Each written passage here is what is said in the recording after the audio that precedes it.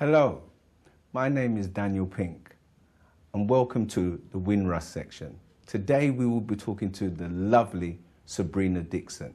Sabriana Dickson, welcome. How are you? I'm good, thank you. How are you?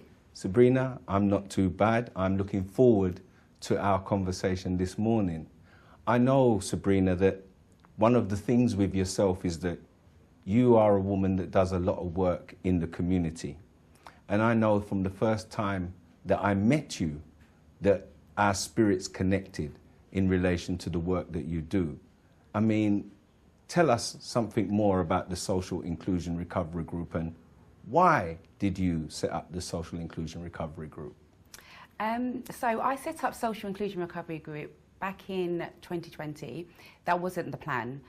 But, you know, with what happened with COVID in the community, lots of the disparities that we know we face as a black community were highlighted even more. So we felt it was the right time to, you know, launch what we was doing. So the work that we do is supporting parents and their children through the education system, those that have been excluded, maybe need to obtain an educational healthcare plan, or just going through some really dire situations in schools. And we also support patients and clients that are sectioned under the Mental Health Act, need their medication reviewed, or maybe just the doctor is just not listening to what that patient needs, and we just try to make sure that we allow their voices to be heard. Yes. The reason for Social Inclusion Recovery Group, and from now on I'll just call it SURGE, and that's what we're known as is SURGE, was my background is in education. I'm a secondary school teacher, and lots of things that I saw in the classroom that I couldn't, you know, do what I wanted to do as a professional because the powers that be, whether that's SLT, the head teacher, the governing board, wouldn't allow us to do. It really hurt and upset me because I could see the failures that were happening to our children and some of the injustices that I did speak out on, but there's only so much you can do when you're a class teacher. And with the mental health side as well, I personally went through a really horrible time in my life where I had to seek help from my GP. I was nearly sectioned under the Mental Health Act, and going through that time I realised that the system is not set up for us. Yes. And where I thought, maybe naive for me to think, when I being a secondary school teacher, thinking I need help, go to my GP, get the help, didn't get it, and I had some really dire situations where it was life and death. Yes. And so what I did is speak to some people from the community that I knew were going through similar challenges, because I couldn't believe that it was just me. This story is not just unique to me. There's other people in the community going through it. And the consensus was there's loads of us out there and we're just trying to live day by day. And some people, it could be life or death. And I realised actually what does everyone want from this? And what everyone was saying to me was that they wanted their voices to be heard. They wanted people to listen. And these are the young people? The young people and adults that are going through mental health and sectioning, is that they're not listening. They believe I'm going through psychosis. They believe I take drugs. They know I've got a criminal background, so they just label me and just pack me away into the, I won't say the names, but into the mental health facilities in the borough. It's quite interesting that you're saying that, and being that you worked in the schools as well. What do you think are the issues, especially for the boys in school? I think for our young black boys is that they're not allowed to be young black boys.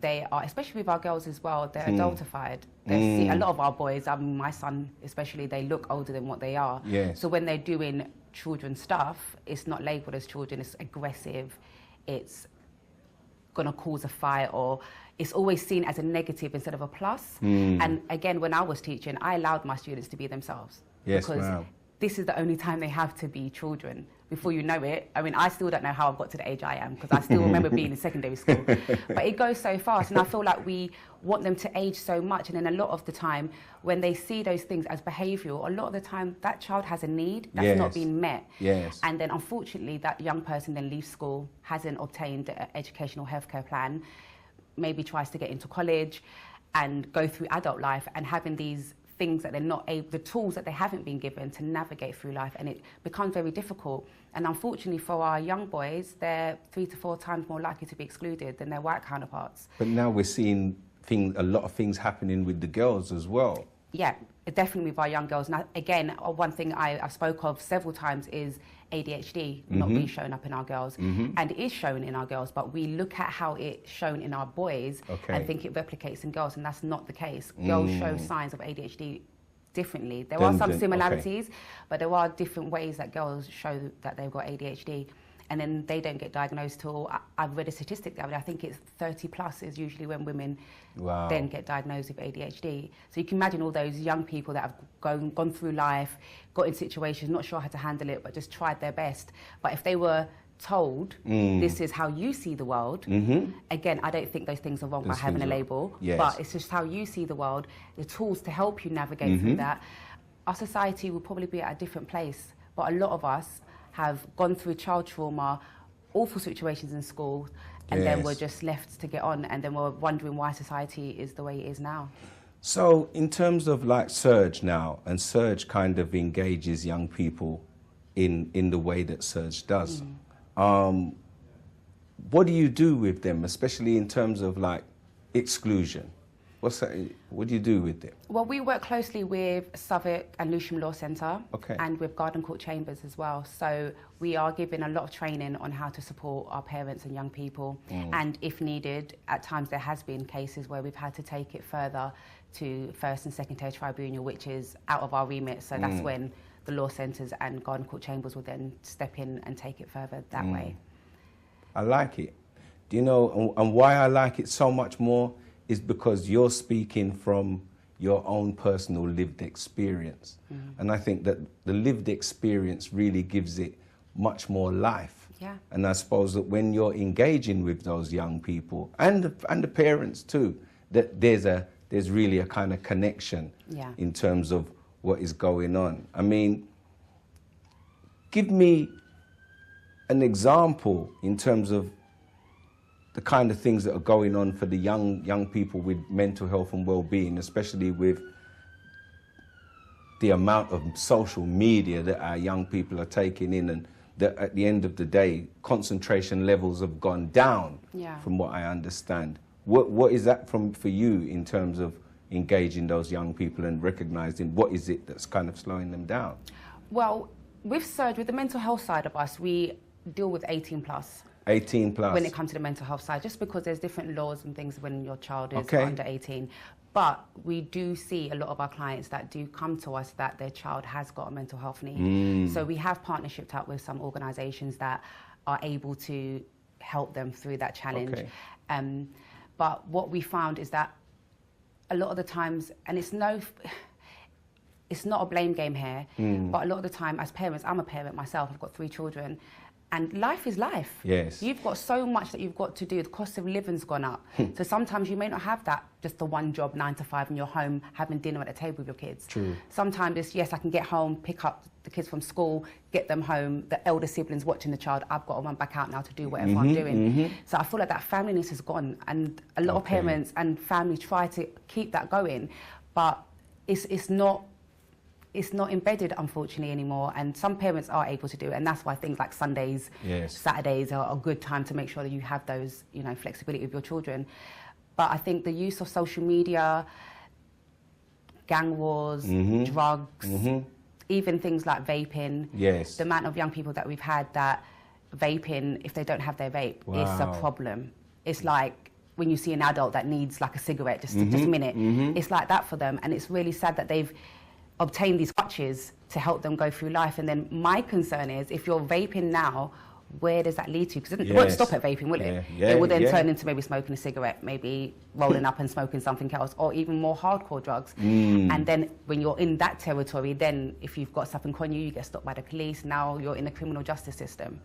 And it's just an awful, vicious circle. It goes round and round. And especially for our young people that do get excluded and they end up in the pupil referral units. Yes, there are some good ones that are doing great work with the young people, but then there are some that actually, if your child is sent to a PRU, your child's now just creating a bigger pool of people to do things in the community that are not right. And I think there needs to be more done in schools to prevent students from being excluded.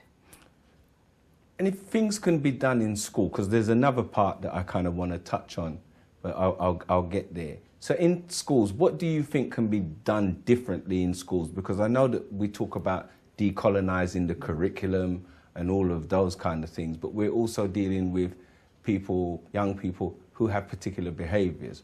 What do you think can be done? That's a big question. First and foremost, I always go back to myself. I treat my students as children, as young people, respect them in that way. And I feel like sometimes when you're in those roles of authority, it does get to some people's heads. And so when a child's trying to explain themselves about maybe something so simple like why they didn't have their pencil case that day, that person's like, no, this is the rules, that's the policy, that's what we're doing. Instead of hearing the child out. I watched a really interesting TED Talk where the lady was speaking of an example like that. And when the boy actually opened up and said why, he was caring for his mum who had cancer. He had to walk to school. There's so much things that he had to deal with. And I feel as adults, we're able to go, okay, I'm stressed. This is causing me to be stressed. But then what about the young person that's going through that? We're not allowing them to be humans and have feelings. It's like they have to go through issues and things that affect them, but they have to just buck up and just get on with it. And that's not the reality. And then what happens then? They end up seeking mental health support. I think in my mind, I think you do work with other organisations as well.